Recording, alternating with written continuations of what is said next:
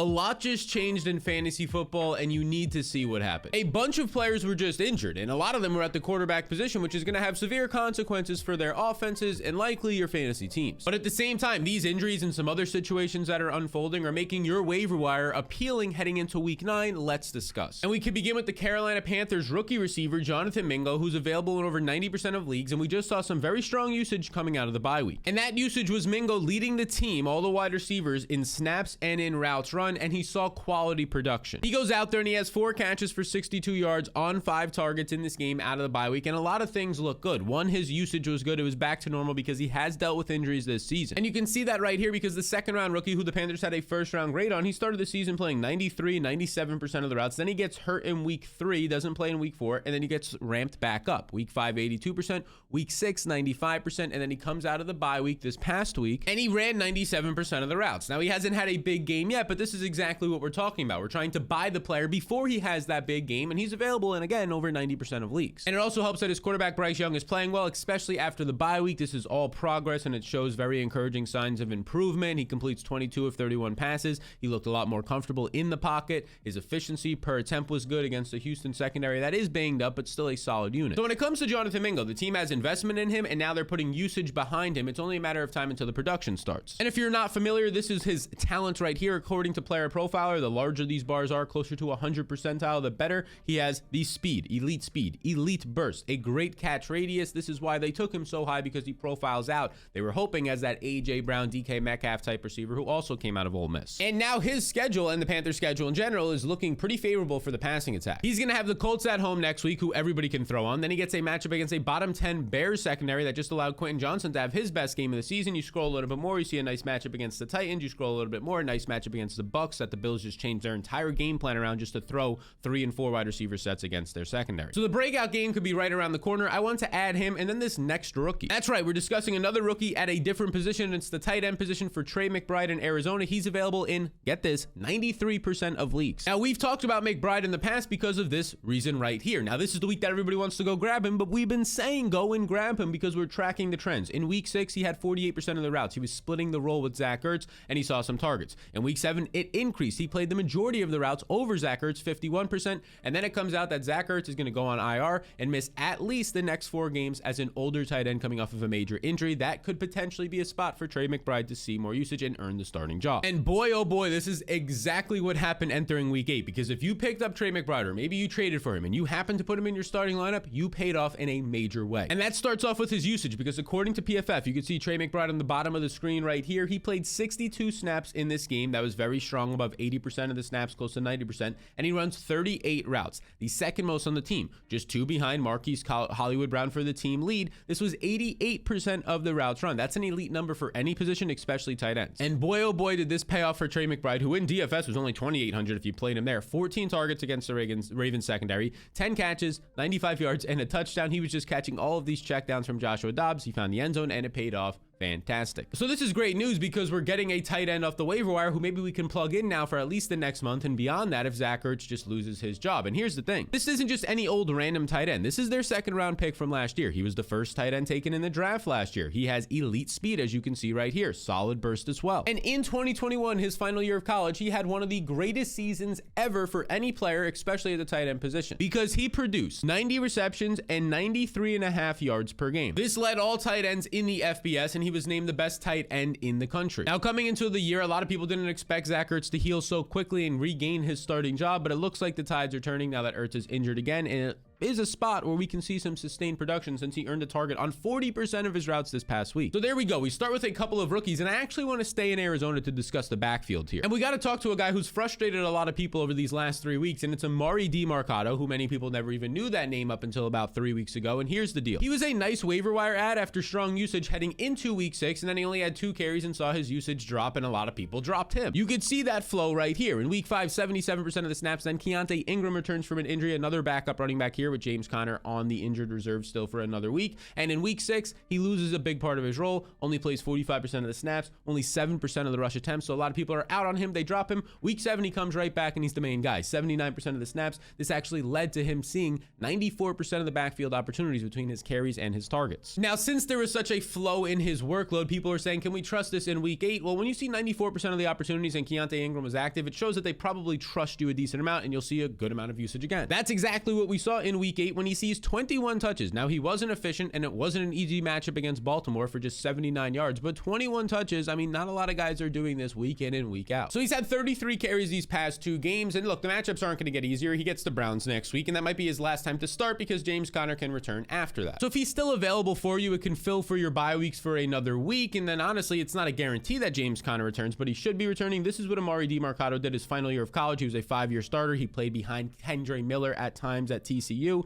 He put up 681 rushing yards, 13 receptions. I mean, this is why you haven't heard of him, because he wasn't a draft pick. He wasn't anybody that anybody was a high claimed player for. He just kind of found a role in the NFL and he's getting usage. So again, if you're in a bind with some injuries, there was just a ton this past week, or if you're still trying to fight back from Kyren Williams and David Montgomery injuries, well, this is a guy who can fill for the bye weeks for you for at least one more week. Now, this is like the rookie week because this next 6th round rookie is somebody that you really do want to add in most leagues. But before we get there, hit the subscribe button. 66% of people who are watching these videos aren't subscribed. A lot of people just don't know, but it does help the channel and myself out a ton and will allow you to see my future content. So hit that button. Now, this 6th round rookie is somebody that we've touched on last week. He's been standing out through training camp, the preseason, and now the regular season. He's getting significant usage. Demario Douglas, that 6th round rookie, look, he's available in 97% of leagues. And this past week, for a lot of factors that we're going to get into in just a moment, Demario Douglas led the Patriots, playing 9 more snaps than any other player on the team, running 8 more routes and seeing 2 more targets. 6 targets led the team, 27 routes and 41 snaps. He looked like the wide receiver 1 out there, but here's the deal. There were some injuries to the wide receiver core in this game that we have to get into, but a lot of things are looking up for Demario. And it started last week in week 7 where he earned 6 targets. He had 4 catches for 54 yards with Juju Smith-Schuster out with this game with a concussion, and he had a carry for 20 yards. So 5 touches, 74 total yards for a 6th round rookie. This was very promising after it was season high usage for him, running 76% of the routes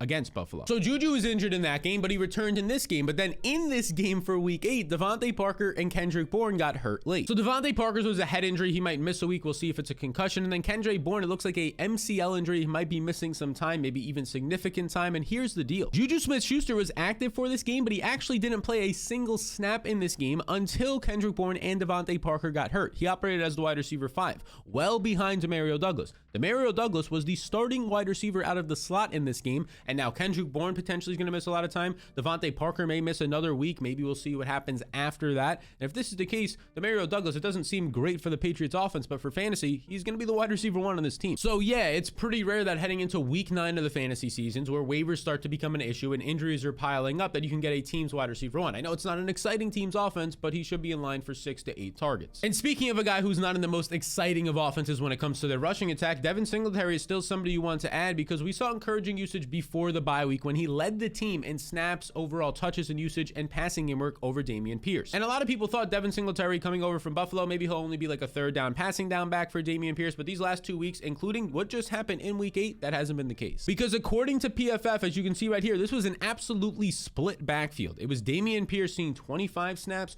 23 snaps for Devin Singletary. Devin Singletary saw more passing game usage. Now, Dameon Pierce did see 2 more carries in this game, but only 2 more carries. They saw similar efficiency on the ground. This was a pretty split backfield. And like I said, it was similar efficiency. Neither guy looked fantastic. 12 total touches for Singletary, who did add the passing game work, which was nice to see if you're in a deeper league and you're trying to flex somebody like Singletary. 43 total yards, but here's the deal. This just goes to show you that he's at least trending up. Now, I'm not going to say he's going to take over the backfield, but if this is a guy on your waivers and he's available in over 85% of leagues right now, you should probably be adding him and seeing what happens here for a passing offense, at least, that has been getting to the red zone. So since Pierce has continued to be inefficient and the usage has increased for Singletary heading into the bye weeks, he is a viable add. Now, a more than viable add, and the #1 running back add right now for most league formats, is going to be Chuba Hubbard, who, look, he's just been the next guy up for the Carolina Panthers, and as of this last week, heading into the game, they said he would have a bigger workload, and check this out, that's exactly what happened. Because he operated as the, by far, when it comes to snaps and opportunities, #1 running back for this team, with Miles Sanders healthy. We have to point that out. And this is what has happened to Miles Sanders so far this season. In week 2 and week 3, you could see he was the main back here. He was seeing 82% of the rush attempts, 75%, but then it quickly went downhill for him.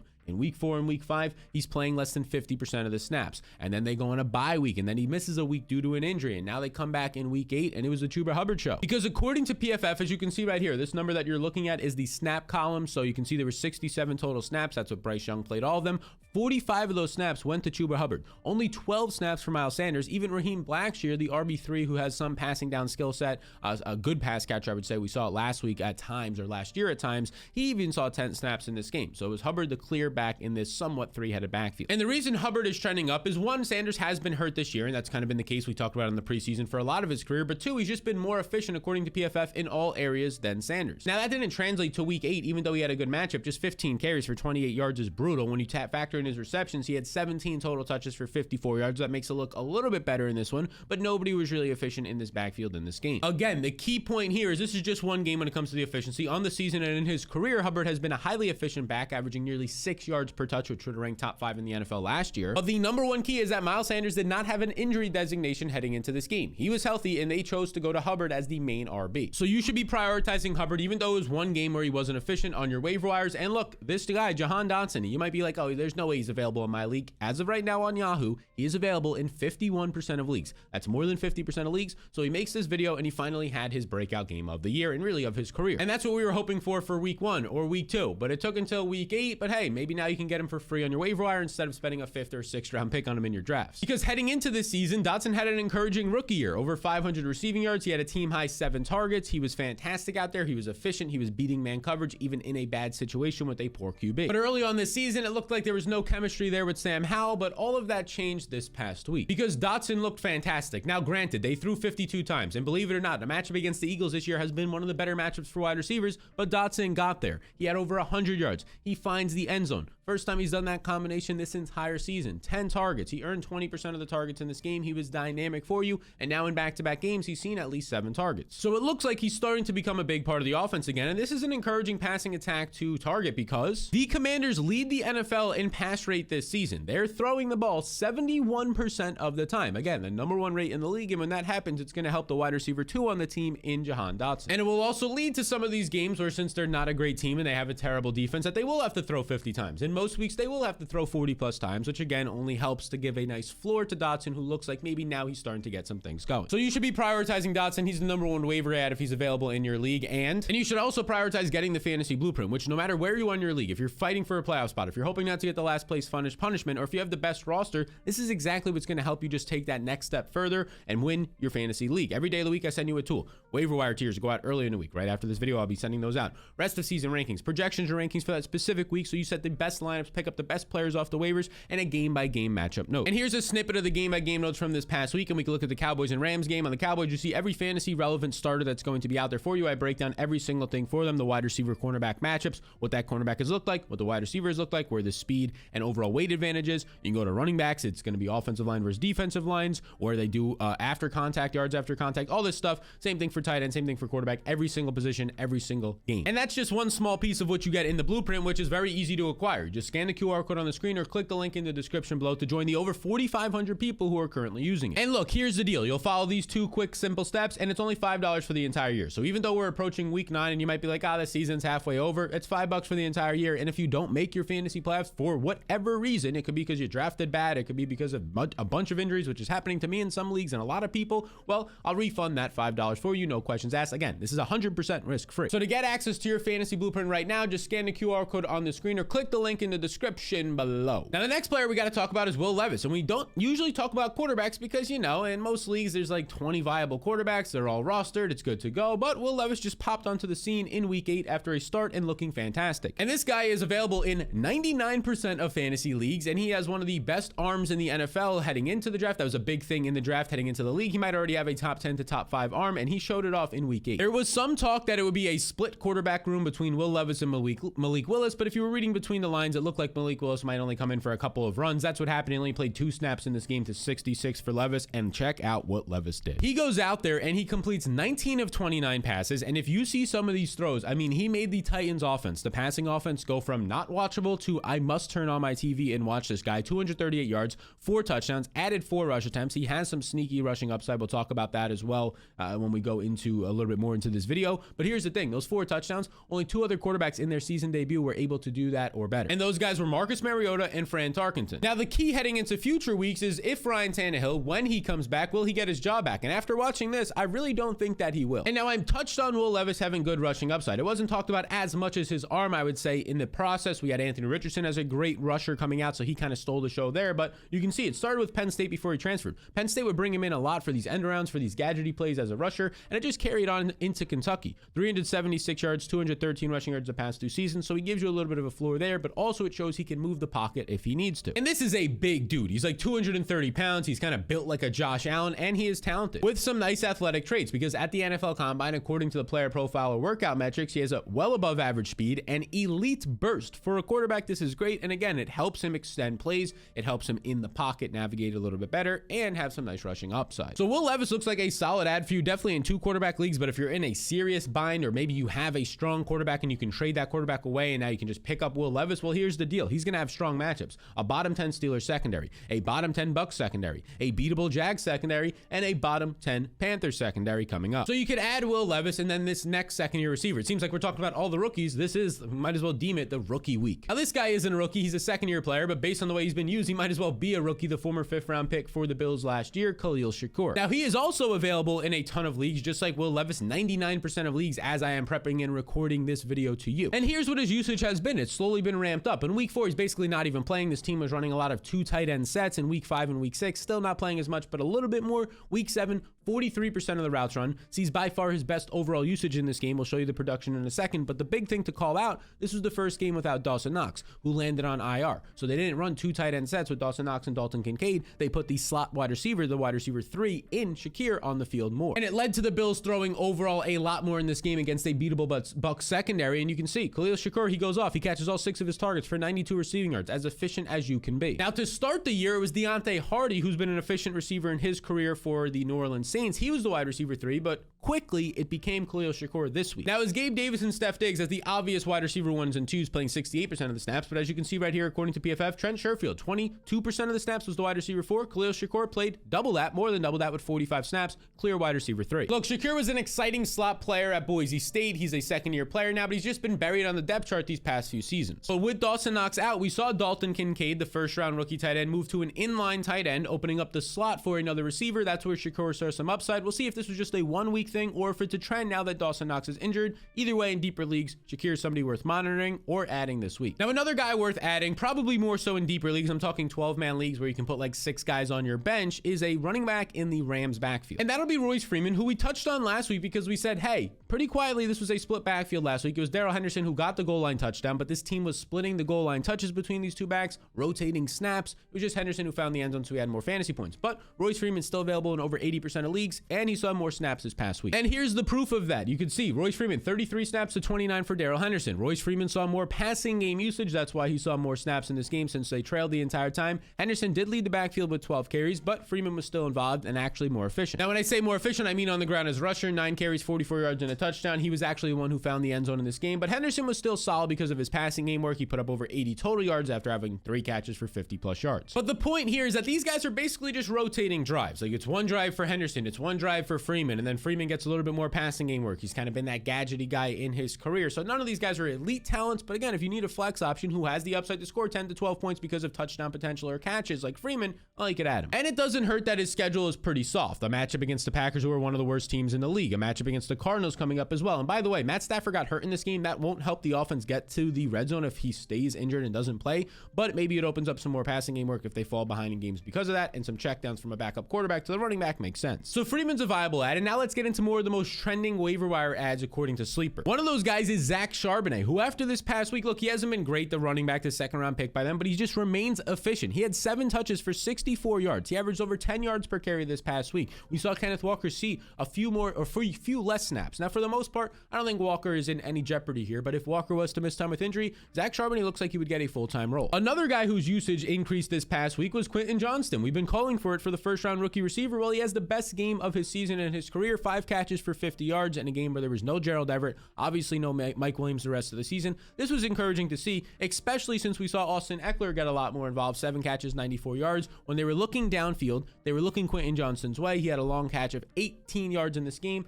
and 10 yards per catch led the wide receivers in this game. So we keep the rookie show going with those 2 guys. Now let's go to a tight end. And this is the Steelers tight end Connor Heyward, because Pat Freiermuth will miss at least 2 more games on the IR. And you can see right here, Connor Heyward, he played 49 snaps. He ran 40 routes. 40 routes was over 80% of the routes in this game, and it led to a solid overall day. He had 6 targets. He caught 5 of them for 24 yards. And now this doesn't look anything fancy when you compare it to somebody like Trey McBride. Of course, I prefer Trey McBride, but if you're in a deeper league and you're just basically saying like, hey, I just want to hope to get 5 targets, maybe find the end zone, or maybe even DFS in future weeks, Connor Heyward's at least worth noting down. But I would prefer Trey McBride, and I also would prefer another tight end in Jake Ferguson, who's still available in over 50% of leagues right now. Look, his routes have been increasing heading into week 8. 62, 67, 73, and 84, 4 straight weeks. And then in week 8, he plays 86% of the routes. The role only continues to grow. This translates to a solid day. He scores an early touchdown here in a good matchup. The team, the Dallas Cowboys, got up. They were yet again involved in another blowout, so they didn't have to pass as much in the second half. But 4 catches, 47 yards, and a touchdown.